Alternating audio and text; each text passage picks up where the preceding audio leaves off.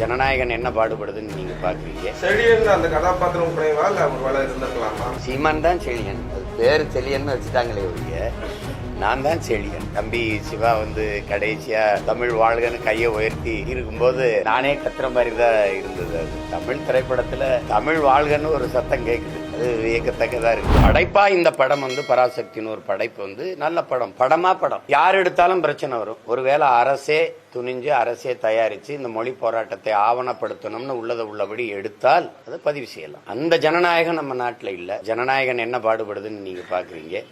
அதனால அது இல்லை, அது அவ்வளவு கருத்து சுதந்திரம் இல்லை. ஆனால் அந்த மொழி உணர்வை மொழி போராட்டத்தை அப்படியே அது பதிவு செய்யல. ஆனால் மொழி உணர்வை சிதைக்கல, மொழி உணர்வை சிதைக்கல. கடைசியா முடிக்கும் போது தமிழ் வாழ்கன்னு ஒரு திரைப்படம் சொல்லுதுன்னா பாராட்டணும். செழியன் அந்த கதாபாத்திரம் குறைவா இல்ல ஒரு வேலை இருந்திருக்கலாமா? சீமான் தான் செழியன், அது பேரு செழியன்னு வச்சுட்டாங்களே ஒழிய நான் தான் செழியன். அதுதான் இருக்கு.